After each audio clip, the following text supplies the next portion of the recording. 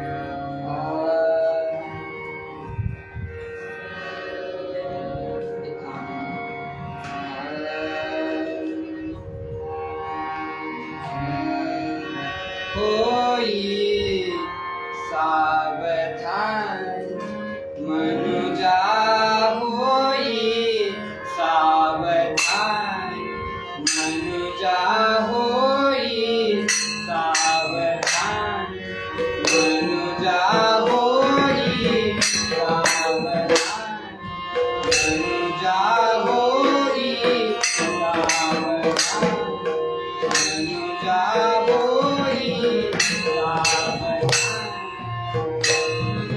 नरतनु दुर्लभ लाभली दैवे नरतनु दुर्लभ लाभली दैवे तरी श्री हरी मनुजा तरी श्री हरी मनुजा होई सावधान मनुजा होई सावधान मनुजा होई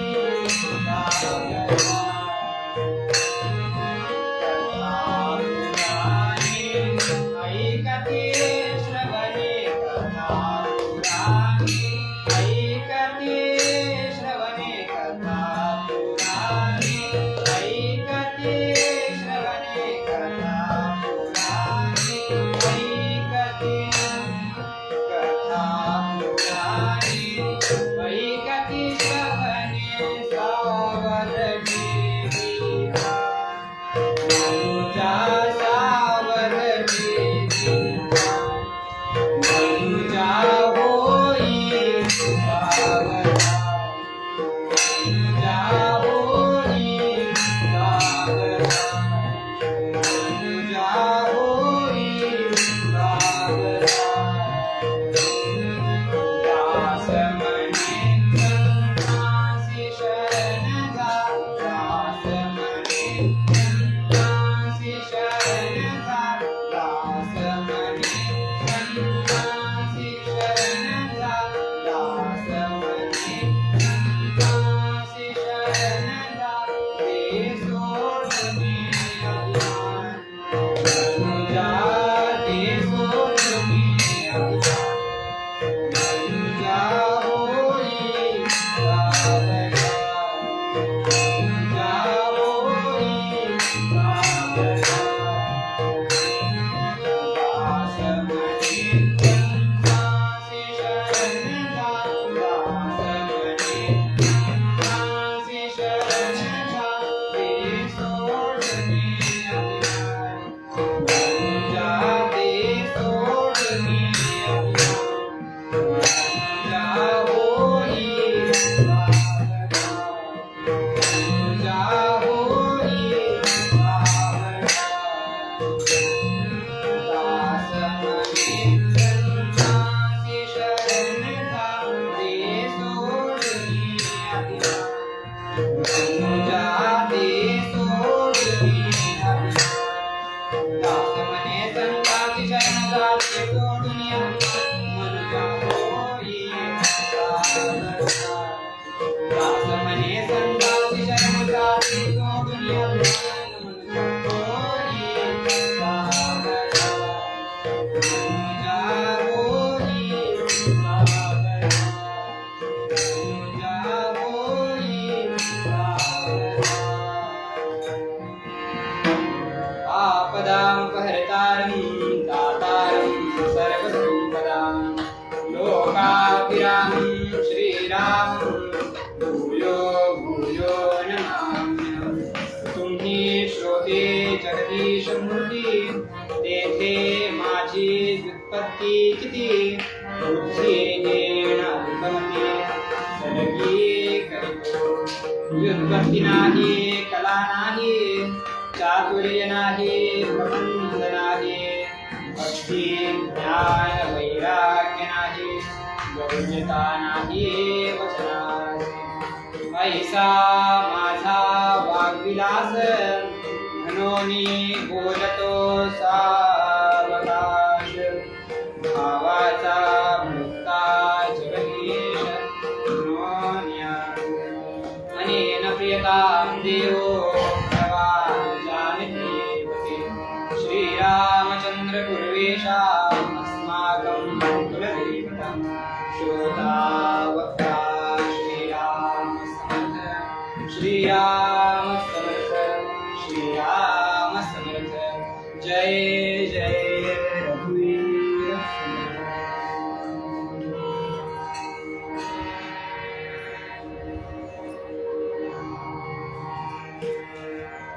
आदिनारायणं विष्णु ब्रह्मानं च वसिष्ठं श्रीरामं मारुतिं वन्दे रामदासं जगद्गुरुम्। अखिल गुणनिधान भक्त वत्सल आराध्य दैवत प्रभू रामचंद्र, उपास्य दैवत मारुतीराय, समर्थ सद्गुरु रामदास स्वामी महाराज, संत वेनाथ स्वामी महाराज, तसेच या विश्वाचा कारभार ज्या संत सज्जनांच्या मुळे चाललाय त्या संत सज्जनांना वंदन करतो। सद्गुरु किसन महाराज व गुरुवर्य कौस्तुभुवा यांना वंदन करून आजच्या कीर्तन सेवेला उपस्थित असलेल्या सर्व श्रोत्यांच्या हृदयस्थ परमात्म्याला आदरयुक्त वंदन करून दोन मोठे कला उपासक बसले त्या दोघांना वंदन करतो आणि आजच्या कीर्तन सेवेला प्रारंभ करूया। निरूपणासाठी घेतलेला अभंग हा संत रामदास स्वामी महाराजांचा आहे। रामदास स्वामी प्रस्तुत पदात आपल्याला काय सांगतायत तर होई सावधान मनुजा होई सावधान नरतनु दुर्लभ लाभली दैवे तरी श्री हरी गुणगान मनुजा होई सावधान कथा पुराणे ऐकती श्रवणी सावध ठेवी काय मनुजा होई सावधान दास म्हणे संतांसी शरण जा दे सोडून अभिमान मनुजा होई सावधान। समर्थ आपल्याला सावध करताय। सावध का करतायत ते म्हणतायत नरतनु दुर्लभ लाभली दैवी। म्हणाले नरतनु दुर्लभ आहे। का दुर्लभ आहे? एक माणूस होता, त्याला एक रत्न होत, एक मणी हवं होत। तो ते रत्न आणण्यासाठी सराफाच्या कट्ट्यावर गेला आणि सराफाला सांगितलं की मला एक रत्न हवं। सराफानं विचारलं मी विकायलाच बसलोय, कोणतं पाहिजे? हिरा माणिक मोती पाचू पुष्कराज लसण्या गोमेद कोणतं पाहिजे? सगळ्या प्रकारची रत्न हिरे आपल्याकडे आहे। तेव्हा तो म्हणाला मला याच्यातलं कोणतंही रत्न नको, तर मला चिंतामणी या नावाचं रत्न। तो म्हणाला जर हे रत्न माझ्याकडे असतं तर मी कशाला इथं विकायला बसलो असतो। चिंतामणी म्हणजे आपण ज्याचं चिंतन करतो, आपल्याला जे हवं आहे ते देणारं रत्न। हे पैशाने मिळत नाही तर भाग्याने मिळत। समर्थ म्हणाले मौले अनर्घे रत्नीती परी चिंतामणी नये हाती नाना योनी जन्म येती परी नरतनु दुर्लभ। ज्याप्रमाणे चिंतामणी हे रत्न भाग्याने मिळतं ते पैशाने मिळत नाही, त्याप्रमाणे हा नरदेह भाग्याने मिळतो, दैवाने मिळतो। पाप पुण्य समे कृत्वा नरयोनीषु जायते। जेव्हा पाप पुण्य समान होतं तेव्हाच या नरदेहाची प्राप्ती होते। म्हणून या नरदेहात आपल्याला प्राप्त झाला, आपण याचं काय करावं तर याचं सार्थक करून घ्यावं, नाहीतर हा जन्म व्यर्थ जाईल। समर्थ दासबोधात म्हणतात आपल्याला वाटतं की ह्या जन्मी आपण पुण्य केल्यानंतर पुढच्या जन्मी पुन्हा आपल्याला नरयोनी मिळेल। अतीतास तुकडा घातला, म्हणाले अतीताला तुकडा घातला आल्यानंतर म्हणाला आता माझा ढीग झाला, पुढच्या जन्मी खाईल म्हणाले। हे सगळं असं होणार नाही म्हणाले, हे मूर्खपणाचं लक्षण आहे।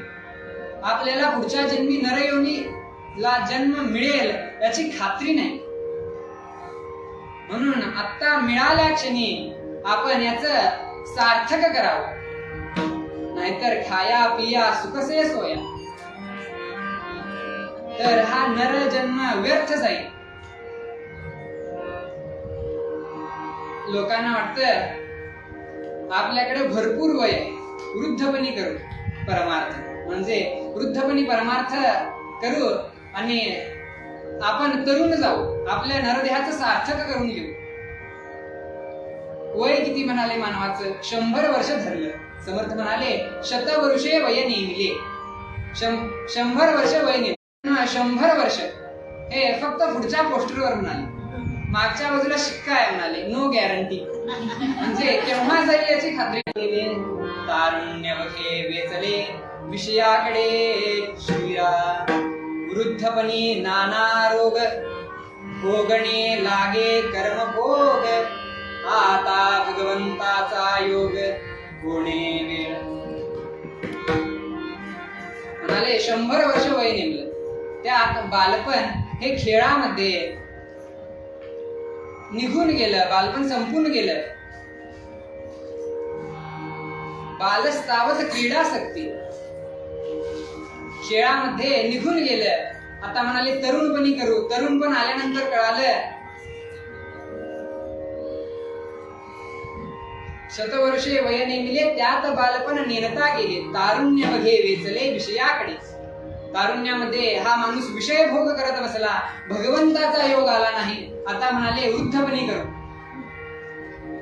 तरुणस्तावत तरुणी सक्ता, वृद्धस्तावत चिंतामग्ना. आता बालपणी केलं नाही, तरुणपणी केलं नाही, आता वृद्धपणी आठवण येत नाही.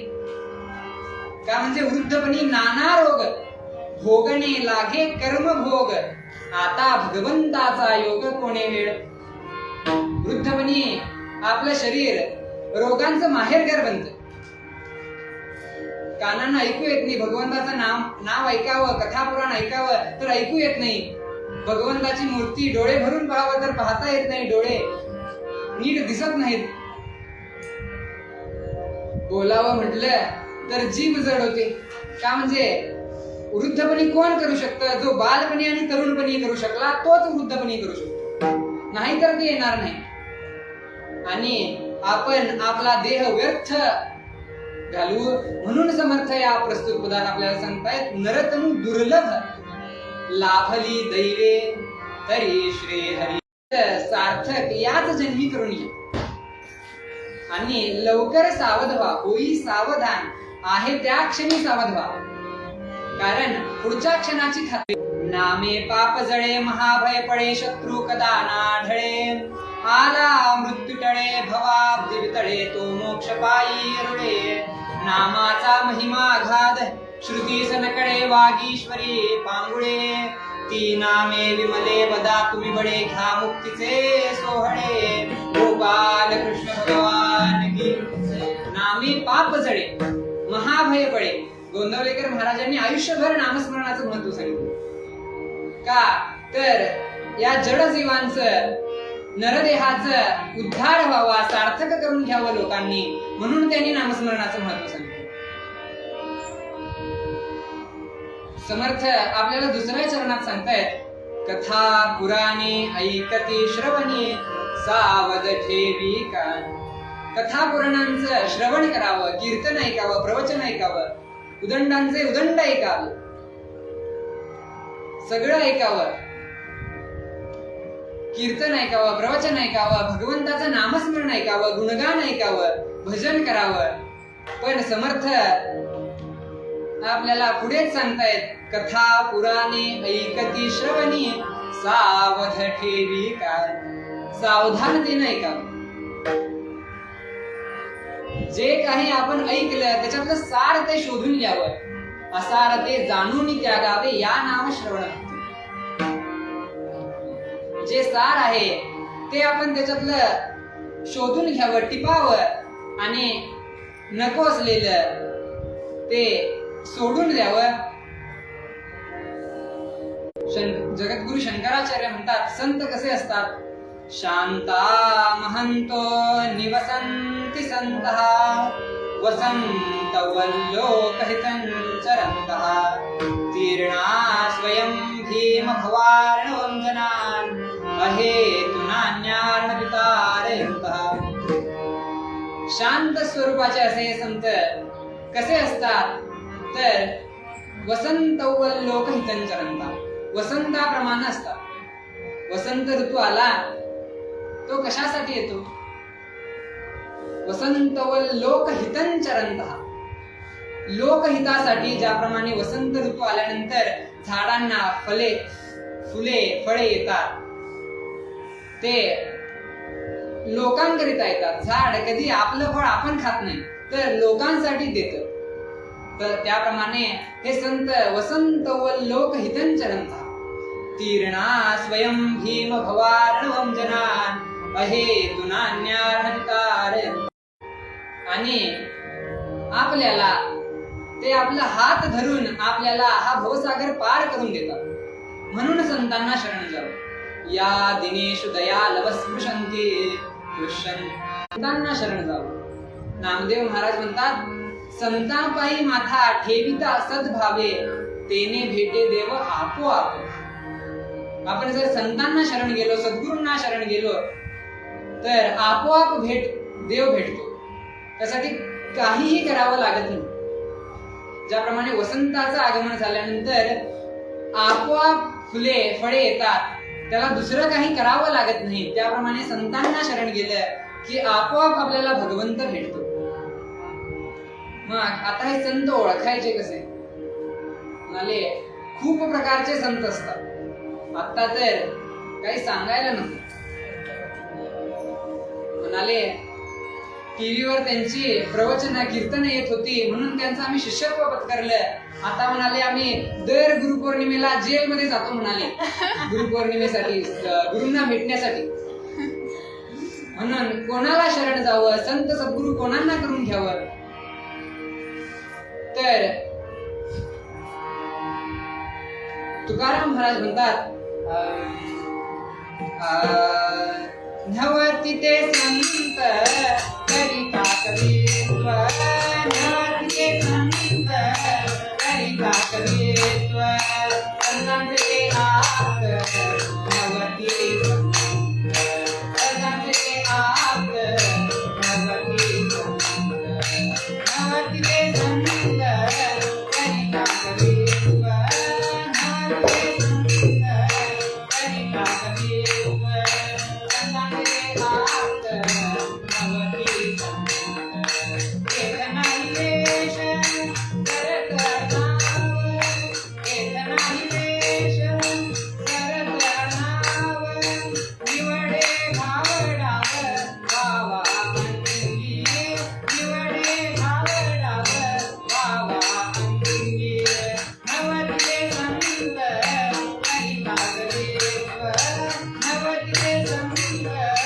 करिता कवीत्व, संतांचे आत नवती संतांचे आत नवती नवती संत करिता पूजन, नवती संत करिता पूजन, सांगता पुराण नवती सांगता पुराण नवती नवती संत करिता पूजन, नवती संत करिता पूजन, नवती संत करिता पूजन, पांघरती वाकडा नवती पांघरती वाकडा नवती, तुका म्हणे नाही निरसला देह, तुका म्हणे नाही,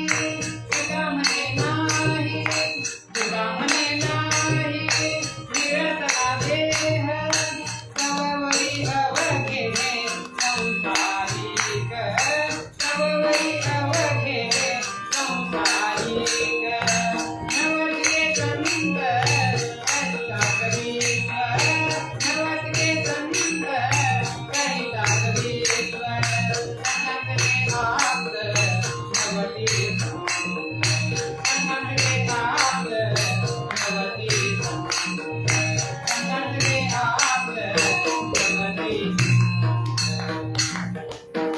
नवती संतांचे ते आप्त नवती संत.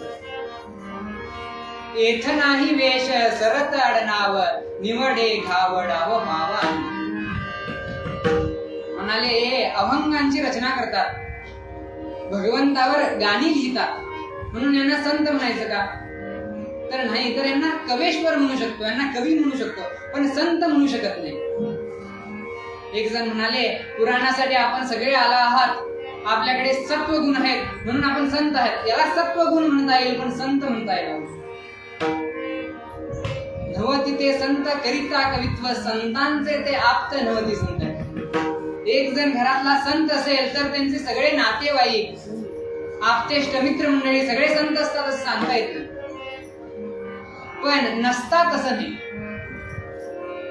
ज्याप्रमाणे समर्थ रामदास स्वामी संत होते, त्याप्रमाणे श्रेष्ठ गंगाधर स्वामी संत होते. संतांचे ते आप्त परंतु संत होते, परंतु निवडावं लागेल त्यांना. सगळे आप्त संत असतात असं सांगता येत नाही. सगळे कवी करणारे, सगळे अभंग लिहिणारे संत म्हणता येत नाही. मग संत अभंग लिहित नाहीत असं नाही. संत अभंग लिहितात, पण सगळे जे अभंग लिहितात ते सगळे संत नाही. नवती ते संत करिता कीर्तन, सांगता पुराण नवती संत. कीर्तन करणारे सगळे संत नसतात, पण संत कीर्तन करत नाहीत असं नाही. संत कीर्तन करतात, पण कीर्तन करणारे सगळे संत नसतात. सांगता पुराण नवती संत.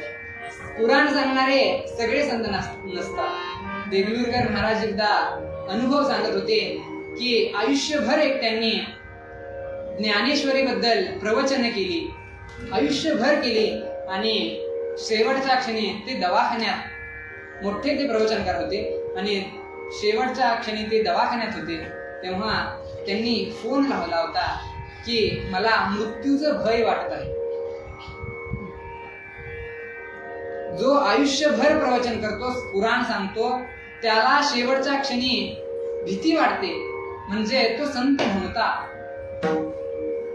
सांगता पुराण नवती संत. नवती ते संत धरिता भोपळा, पांघरती वाकळा नवती संत. धरिती भोपळा म्हणजे संन्यास घेतल्यानंतर, म्हणजे संन्यासाचे प्रकार आहेत, त्या प्रकारामध्ये आपण म्हणजे आता संन्यासी लोक जे कमंडलू वापरतात, त्यासाठी पूर्वी भोपळा वापरायचा, म्हणजे कोणत्याही संसारिक गोष्टीवर अवलंबून राहायचं नाही. त्या भोपळ्यामध्येच भिक्षा मागायची आणि ते खाऊ. म्हणून नवती ते संत धरिता भोपळा, पांघरती वाकळा नवती संत. म्हणाले हे भगवे वस्त्र परिधान करतात, हे संत आहेत असं म्हणता येत नाही. म्हणाले सगळे भगवे वस्त्र धारण करणारे संत नसतात. येथ नाही वेश सरत आडनाव, आडनावाचे संत नसतात. निवडे घावडाव वावा अंगी. तुका म्हणे नाही निरसला देह, तव वीर्यवती हे संसारी. नवती ते संत वेदांच्या पठने, कर्मे आचरणे नवती संत. तुका म्हणे नाही निरसला देह, तव वीर्यवती हे संसारी. जोपर्यंत देह बुद्धी त्या माणसातून गेली नाही, तोपर्यंत त्याला संत म्हणता येत नाही. जोपर्यंत त्याची चित्तवृत्ती भगवंताजवळ स्थिर नाही, संसारिक गोष्टींचा त्याच्यावर परिणाम होत नाही, आपल्या भगवंताच्या चिंतनामध्ये ते कायम व्यस्त असतात, त्यांना संत म्हणता येईल. जोपर्यंत देहबुद्धी गेली नाही तोपर्यंत संत नाही. म्हणून संतांना निवडून शरण जावं. दास म्हणे संतांशी शरण जा, परंतु कोणत्या संतांना? तुकाराम महाराज सांगतात ते सगळं तपासून मग संतांना शरण जा, मग सद्गुरू करून ये. त्यासाठी मग सद्गुरूंना शरण जा. म्हणून दास म्हणे संतांशी शरण जा, दे सोडून अभिमान, आपला मीपणा माझेपणा सर्व सोडून संतांना शरण जावं. मग ते सावध ठेवून करावं. सार ते जाणून घ्यावे, असार ते जाणून त्यागावे. आपल्याला जे हवं आहे ते घ्यायचं आणि त्यातलं असार आहे ते जाणून समजून त्यागायचं, त्याला श्रवण भक्ती म्हणतात. पुढे समर्थ सांगतात दास म्हणे संतांशी शरण जा, दे सोडून अभिमान. अभिमान सोडून संतांना शरण जावं, मग आपल्या या नरदेहाचं सार्थक होईल. मूळ पदात समर्थ म्हणतात हो होई सावधान, मनुजा होई सावधान, मनुजा होई सावधान। नरतनुर्नभ लाभली दैवे, नरतनुर्नभ लाभली दैवे, मनुजा होई सावधान, मनुजा होई सावधान। दास मने संतांसी शरण जा, दास मने संतांसी शरण जा, ते सोडनी अभिमान, मनुजा ते सोडनी अभिमान, मनुजा होई सावधान, मनुजा होई सावधान, मनुजा होई सावधान। कीर्तन परंपरेनुसार थोडा वेळ नांदी। श्रीराम जय राम, राम जय राम, जय जय राम, श्रीराम जय राम, जय जय राम, श्रीराम जय राम, जय जय राम, श्रीराम जय राम, जय जय राम, श्रीराम जय राम, जय जय राम, श्रीराम जय राम, जय जय राम, श्रीराम जय राम, जय जय राम, श्रीराम जय राम, राम जय राम, जय जय राम, श्रीराम जय राम, जय जय राम, श्रीराम जय राम, जय जय राम, श्रीराम जय राम, जय जय राम, श्रीराम जय राम, जय जय राम, श्रीराम जय राम, जय जय राम, श्रीराम जय राम, जय जय राम, श्रीराम जय राम, जय जय राम, श्रीराम जय राम, जय जय राम, श्रीराम जय राम, जय जय राम, श्रीराम जय राम, जय जय राम, श्रीराम जय राम, जय जय राम।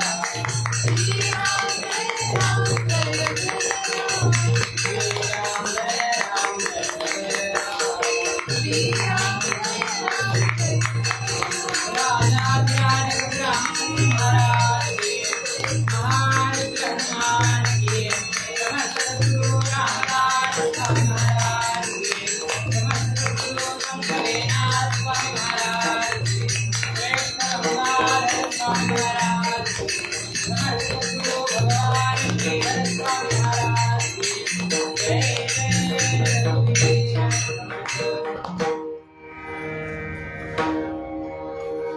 प्रभू रामरायांच्या आज्ञेनं समर्थ भारत भ्रमण करतो। रामचंद्रांची आज्ञा झाल्यानंतर समर्थ भारत भ्रमणासाठी निघाले आणि आपल्याला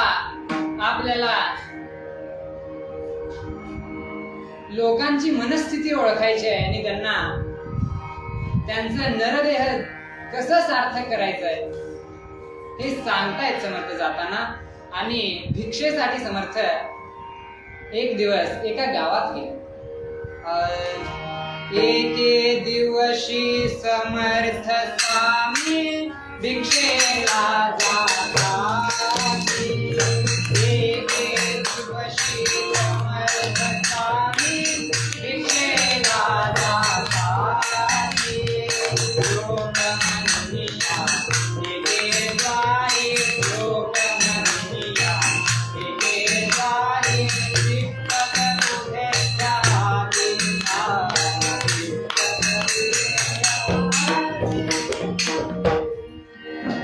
समर्थ एक दिवस कृष्णा तीरावर असणाऱ्या एका गावामध्ये भिक्षेसाठी गेले आणि रघुवीराची गर्जना करून मनाचा श्लोक म्हटला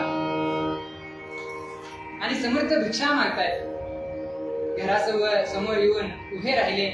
घनश्याम राम लावण्य रूपी महाधीर गंभीर पूर्ण प्रतापी करी संकटी सेवकांचा बुढावा प्रभाते मनी राम चिंतित जावा जय जय रघुवीर समर्थ. समर्थांनी मनाचा श्लोक म्हटला आणि रघुवीराची गर्जना केली. तेव्हा त्या घरातली एक माय धावत बाहेर आली आणि समर्थांना पाहून तिला अत्यानंद झाला. कोण होती ही? तर समर्थांच्या शिष्या संत सतीबाई यांची सून होती गंगाबाई.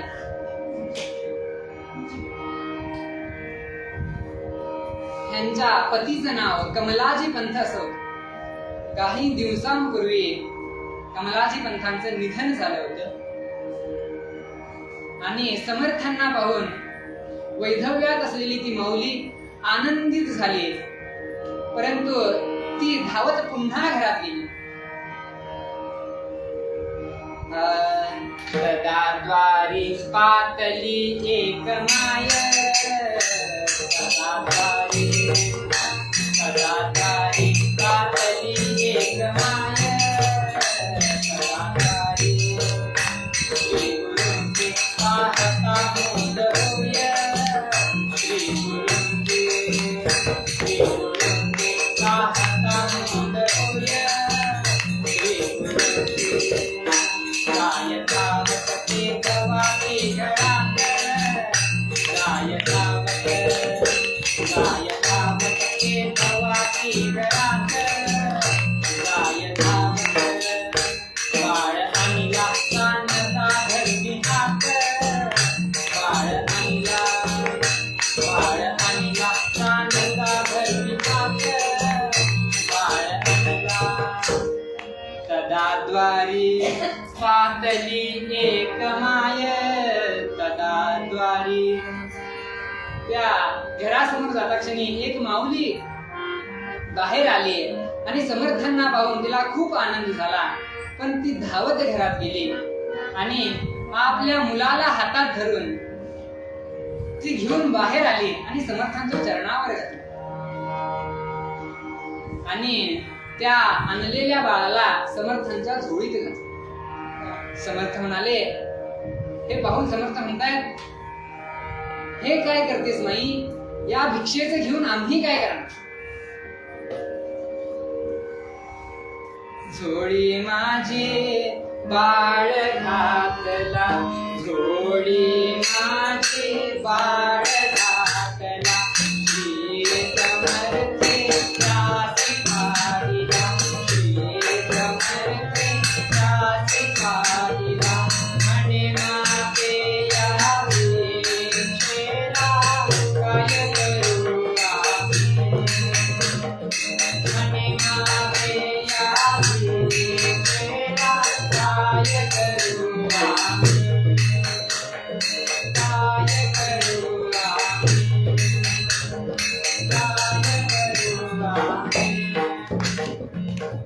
माऊली, या भिक्षेचं आम्ही काय करणार? आम्ही आज ह्या गावात तर उद्या पुढच्या गावात, आमचा एका ठिकाणी कुठेही पत्ता लागत नाही. आता ह्या बाळाला घेऊन आम्ही काय करणार? आम्ही 10 गावाला पुजलेले म्हणा, आज इथं आहे तर उद्या इथं नाही, दुसरीकडेच आहे. 3 दिवस एका ठिकाणी समर्थांचा मुक्काम. तेव्हा ती माऊली म्हणते, माता बोले विधवा, माता बोले विधवा, मी आहे धाक यान कोणाचा, हट्टी बाळ सेहा, हट्टी बाळ सेहा, दिधला सेवक करा तुम्ही प्रभूचा. मी विधवा आहे, याला कोणाचीही भीती नाही, खूप हट्ट करतो आणि हा बाळ तुम्हाला दिला, आता तुम्ही याला प्रभू रामचंद्रांचं सेवक बनवा आणि त्याच्याकडून रामकार्य करून घ्या. ती माऊली सांगते, समर्थांनी त्या बाळाकडे पाहिलं आणि त्याचं भविष्यार्थ जाणलं. समर्थ म्हणाले, याच्याकडून समर्थ कार्य, राम कार्य होऊ शकतं, राष्ट्र कार्य होऊ शकतं. म्हणून समर्थांनी त्याला आपल्या जवळ घेतले आणि समर्थ त्याला सांगतायत, बालका, आजपासून तुझे माता, पिता, बंधू, सोयरे, त्राता सगळे राम आहे.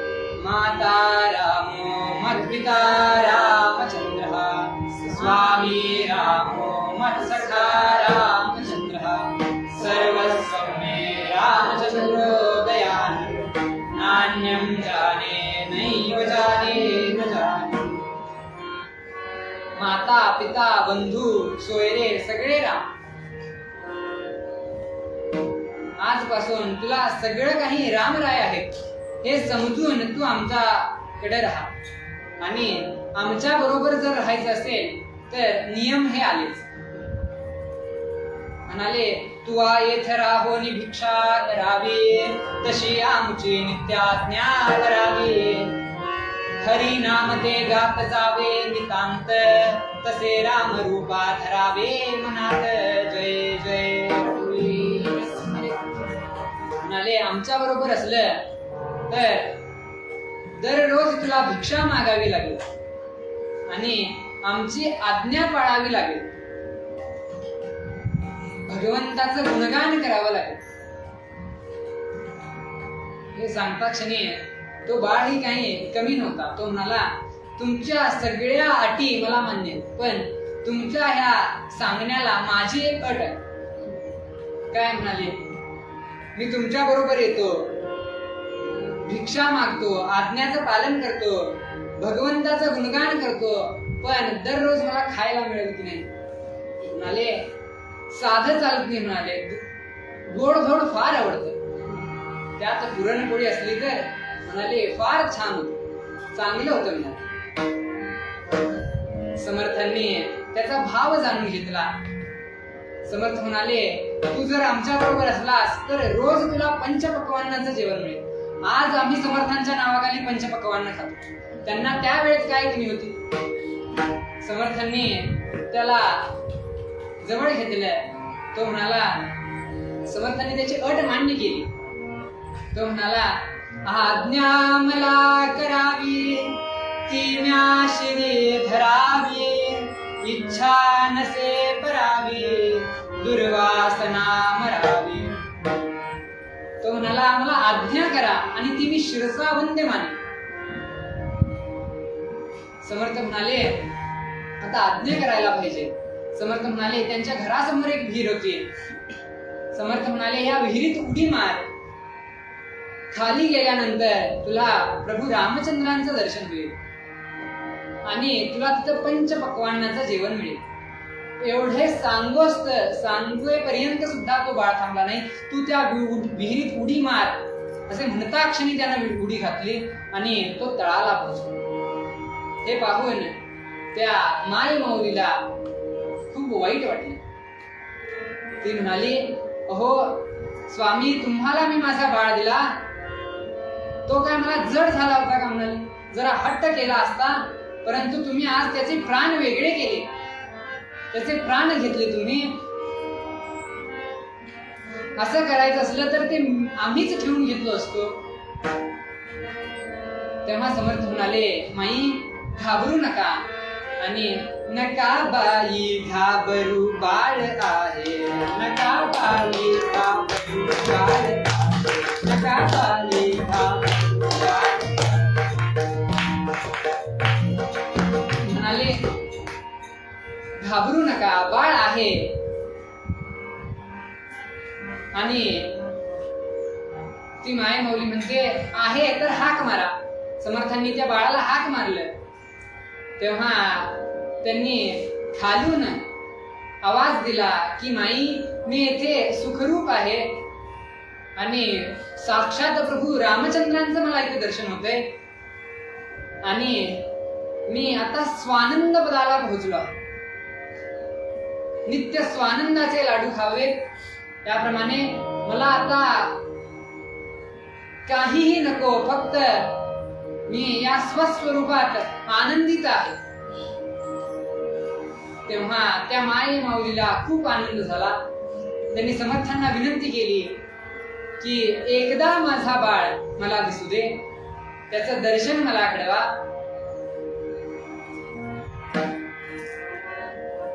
माता बोले श्री गुरुराया, माता बोले श्री गुरुराया, हरी नम सुखदाया,